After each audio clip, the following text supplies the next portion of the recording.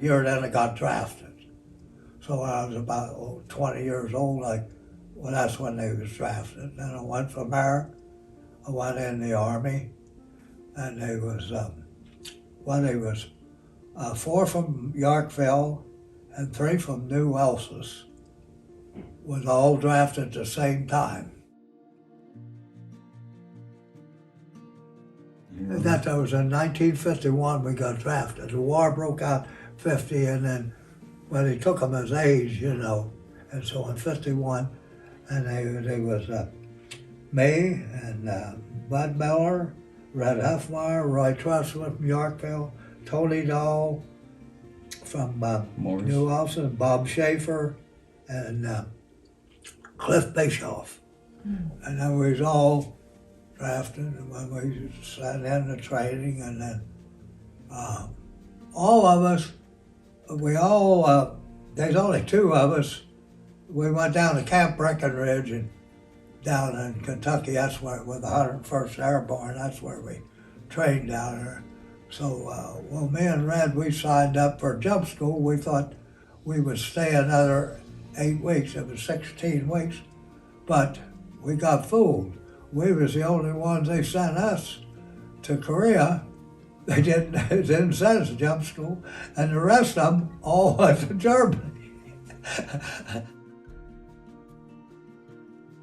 There were sea rations. They come in a little can. You had a choice of meat and beans, or beans and meat, or pork and beans, but they had one good one. It was made in Indianapolis, spaghetti and meat sauce. I said that was made in Indianapolis, Indiana. But I looked at the can. This is 1951, and I think this was made in 1945 or 6. But it was that long. They were made, they kept. But it was something to eat. 5 of us from this group went to one company. I was in D company, and so we went up there, and then we met the captain, and he assigned us, and he assigned me to the 75 Recordless Rifle platoon. And different ones, they went as a heavy weapons company, see. Next morning they said, we're going out to the range to show you how, and we're going to do a little practice. Well, we went up there, and it didn't take very long. I found out it wasn't no range, because we shooting in that hill, they started shooting back at us, see? It was a front line. 7th Infantry Division. I was in Company D, 32nd Infantry Regiment, the 7th Division. They's the same ones was trapped in the Chosin Valley, and they with the 1st Marine Division. The only guy, but he told me he was a Korean. Kim Sung-hung stayed with me all the time. He was an interpreter, but he was with them when they got trapped. There was only a few survived. They got trapped, and they just killed them by the thousands, and other than they froze to death in the Chosin Reservoir. But then later on, he stayed with me. He was a rock soldier. He was 34 years old, and I was 20. But they went in, they were drafted at 16, and they kept them duration. He was at 34 years old. And there was 50,000 Chinese at the border ready to attack. They didn't tell us. So the day before, we fired support for another battalion. We didn't know what was going on. So we fired a whole truckload of ammunition, these 175s, support on these hills. So they got overrun. The Chinese had run in 1,000 at a time, and first one had a gun, and the rest all had grenades.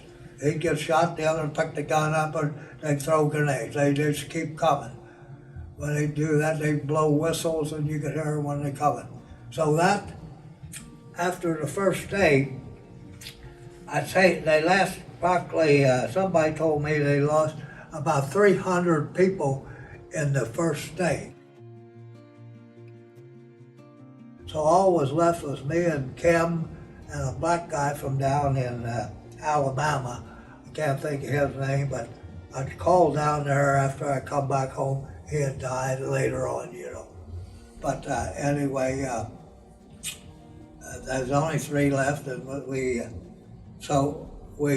machine gun was blown up. We didn't have none, so we got a BAR off of a dead guy. That hill, they got overrun. They killed everybody on that, the first of the 31st Regiment that won up our 1st Battalion. They'd run a battalion up. And we went over, climbed over dead bodies and everything. You tell people that, they don't believe it.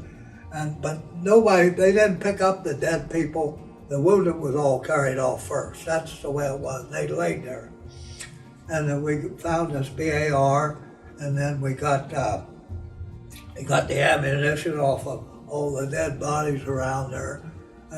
That was a 50 caliber we had, but we had to get the other. And, well, we stayed up there, and we stayed for, I think there was 13 days altogether. We got relieved, I think, after about 6, and then somebody else come in, and we made that out of there. Christmas night, we had our turkey and everything, and moved on from there, and after it got dark, moved up to Port Champ Hill. And that's where I rotated from. 10 months and 22 days. All right, what happened, I was supposed to rotate home in 9 months, but they had nobody to come in, no replacements. They didn't have a replacement, you didn't go home. We was driving along the road, me and this Kim Son Hong, this Korean, and her picked up this 12-year-old boy. Picked him up, and he was in an orphan's home. And he didn't like it in the orphan's home. He didn't have, his kids' parents were all killed. Yes. So we picked him up, and we took him, and we kept him all summer hid out. So on Christmas Day, all right, what I would do, my captain knew we had this guy. We'd hide him in our bunkers when we was on there, and we'd get sea rations, we'd feed him, and we'd get him uniforms, and he'd get them cut down someplace, and he looked like a little soldier. He's 12 years old. But he didn't like it in the orphan's home. And when the times would start getting bad, the captain would come and he said, you better tell him he better go back to the orphanage. So he had a truck. I knew the truck driver. He had the truck driver and haul him back. He'd be back there maybe a month. He knew the truck marked on the front. He'd hop in the front seat, the driver, he'd bring you right back up. Then on Christmas night, the captain come to me and he said, this here is a pretty good job. He said, I don't know if you want it or not. He said, I picked you and Kim to go on patrol tonight. I said, what? Patrol? That's where you go out at night and everything, and sometimes you get shot and you don't. He said, I'll tell you what it is. He said, you gotta serve soup at this orphan's home. That's great. The captain, that's great. I met him in Washington 50 years later. He died a couple years ago. But he knew we had him hit out. He was a black guy, Captain Stevenson. But anyway, we went down there. And that's all we had to do to serve. They took all these sea rations. We had turkey for that Christmas. All the sea rations. The captain said, everybody gives a can. They put beans and meat, they put them all, and made a great big pot for these orphans. Oh, they loved it. The sea rations, you know, mixed it all. They made soup or goulash, what do you call it? And that's all we had to do, go down and fill there's a whole bunch in there. Now that was back maybe, we had to go about 5 miles or more. We had to ride back there. And so it was more that patrol, he said, he was going to have to go out that night. But that was our Christmas present for I don't know. You're scared all the time. You don't get allergic to that. I mean, people say they're not scared, they are, but I don't know. You just do what you can. I don't know, the guy next to you, maybe he's here, maybe he's dead the next time. You climb over bodies. I've seen so many bodies and stuff like that. And I mean, you see stuff. See, I tell people this, and they said, you just been watching too many war movies. But I've seen some, these here was, they laid on these hills for 2 or 3 days. They had what they call the Korean Civilian Corps. They carried the dead bodies off, see. We carried the wounded off. In the meantime, we just didn't find out there if somebody got hurt. We had to call them down if they're alive, put them on a Jeep or get them out of there and then come back, you know. But they left the dead ones, they'd be there 2 or 3 days. Maybe these dead bodies be laying there, we'd be laying right next to you. And then they finally come and haul away these other guys. When I was over there, I had a neighbor give me a silver dollar. I carried it in my pocket all the time. And when I left, when I was rotating, and we used to have a rosary, we put it around her neck. Somebody said you ain't allowed to wear them. Well, we did that way. Around her neck. And we would pray a rosary if you had time. But when that Korean, when I left, he said he'd like to have that silver dollar. And he'd like to have a rosary. He wasn't even Catholic. He might be now. And he said, well, he said, you know, it looks like it helped you.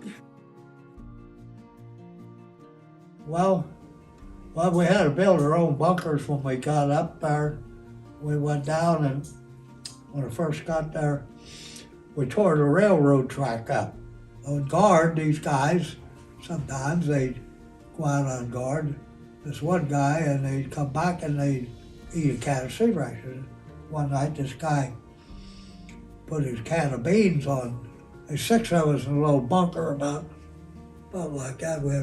We made bunks out of steel fence posts and commo wire, and then we had these air mattresses we put on top of it. Oh, it was fancy. And anyway, we had 6 of them in there, and then that's where we slept. And then this guy went out on guard. He pulled 2 guards, and we come back. He put that can of beans on there, and that was the guy who was supposed to don't fire it. It didn't take much to get it hot. And then he fired it up, he put his beans on, he went out. And while he was there, it got hot, and the beans, he's been punched a hole in it, and it blew up and it blew. I was laying in the top bunk, and all his beans was off flying all over and everything. This one guy, he's screaming, I'm hit, I'm hit, I'm hit. And I went like that, and I could taste him. I said, no, you're all right, it's just beans. Well, they always say they always leave one guy to tell the story. You're it. That's what they say. Well, that's why we're here. We're going to get your story. Yeah, and then I asked different, I was talking to one guy, and he said, I said, I wonder why some people live so long and other people don't. He said, well, you're one of them hell raisers. He said, you know, God don't like hell raisers, and the devil don't either. So you might be here a long time.